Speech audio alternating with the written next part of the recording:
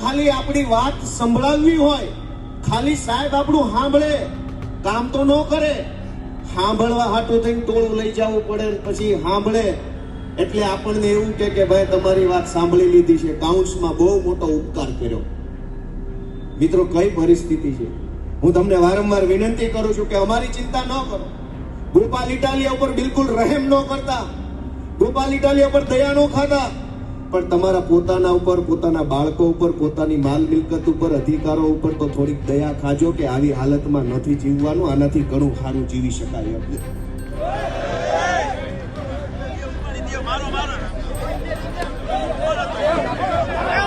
આ પોલીસોના અગાઉથી બચાવ આવી ગયા, તેને ખબર હતી આ મારવાનો, એ પ્લાનિંગ થી આવેલા. પછી જો આ બચાવવા તરત આવી ગયા, ગુંડા લફંગાઓને બચાવવા તરત આવી ગયા બધા પોલીસ વાળા.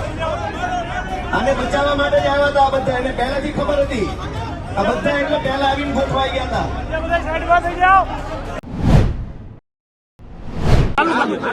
આજ રોજ જામનગર ખાતે આમ આદમી પાર્ટી દ્વારા ગુજરાત જોડો કાર્યક્રમ અંતર્ગત આ ટાઉન હોલમાં એક કાર્યક્રમનું આયોજન કર્યું હતું. આ કાર્યક્રમમાં ખૂબ સારી રીતે કાર્યક્રમ ચાલતો હતો ત્યારે આજે આટલી વિશાળ જનસંખ્યા જોઈને, જામનગરની અંદર આમ આદમી પાર્ટીને આટલું વિશાળ જનસમર્થન જોઈને ભાજપ અને કોંગ્રેસ બેયના પેટમાં તેલ રેડાયું અને ભાજપ કોંગ્રેસ બંને ભેગા મળીને આજે આ સભા દરમિયાન જ્યારે હું વક્તવ્ય આપતો હતો ત્યારે એક વ્યક્તિએ આવીને મારા ઉપર કશુંક ફેંક્યું. મને એવું લાગ્યું કે પથ્થરો ફેંક્યો છે, પણ પાછળથી લોકોએ જણાવ્યું કે જૂતા ફેંક્યા, ચપ્પલ ફેંક્યા છે.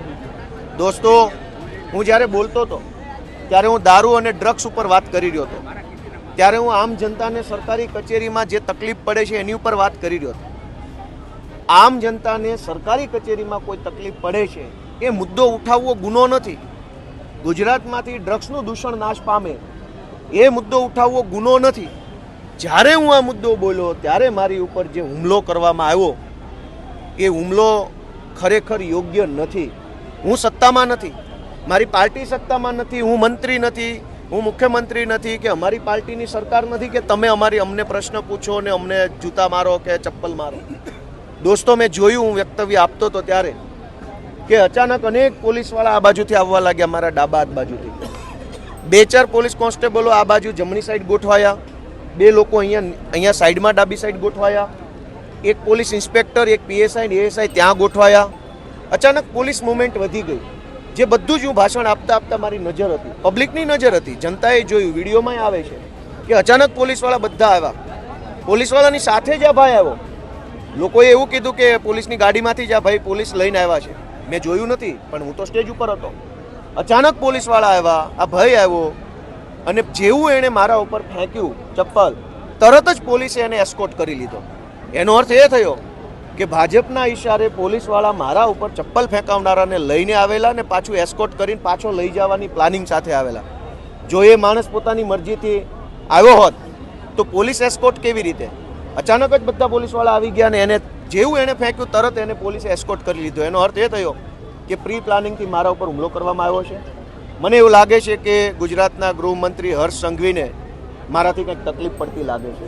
જે રીતે અમે એની સામે અવાજ ઉઠાવીએ છીએ, વિરોધ કરીએ છીએ, એના કારણે એને તકલીફ પડતી હોય એટલે પોલીસની પ્રોટેક્શનમાં ચપ્પલ ફેંકનાર વ્યક્તિને મોકલી મારી ઉપર હુમલો કરાયો છે, એની હું નિંદા કરું છું. અને આશા રાખીએ કે આવી હલકી કૃત્ય કરવાના બદલે કંઈક સમાજના કામ કરે, જનતાના કામ કરે.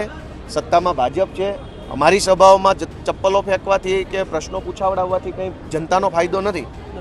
ભાજપની સત્તા છે, અમને રોકવા હોય, અમને રાજનીતિક રીતે આગળ ન વધવા દેવા હોય તો ભાજપે અમારી સભા ડિસ્ટર્બ કરવાના બદલે જનતાનું કામ કરવું જોઈએ, જનતાને મદદરૂપ. પોલીસ જ આને લઈને આવી છે તો ફરિયાદ ક્યાં કરવાની? પોલીસ જ આ ચપ્પલ ના, મને કંઈ ખબર નથી, હું તો સ્ટેજ ઉપર જ હતો. પોલીસ પોતે જ આને ચપ્પલ ફેંકનારને પોલીસની ગાડીમાં લઈને આવીને મારી ઉપર ચપ્પલ ફેંકાવડાવીને એસ્કોર્ટ કરીને લઈ જતા હોય તો હવે કયા પોલીસ સ્ટેશને ફરિયાદ કરવાની? હું જનતાની અદાલતમાં ફરિયાદ કરીશ અને જનતાની અદાલતમાં ન્યાય થાય ને ત્યારે આ ગુને. પ્રભાલસિંહ, જામનગર. આજે ગોપાલ ઇટાલિયાની સભામાં અમે ગોપાલ ઇટાલિયા ઉપર જૂતું ફેંકી અને પ્રદીપસિંહ જાડેજાનો બદલો લીધો છે. એને જે તે ટાઈમે પ્રદીપસિંહને જૂતું ફેંક્યું હતું અને ઘણો લાંબો ટાઈમ થઈ ગયો છે. આજ મને મોકો મળવાથી સમાજ પ્રેમી થોડોક હોવાથી આ કાર્ય કર્યું છે મેં.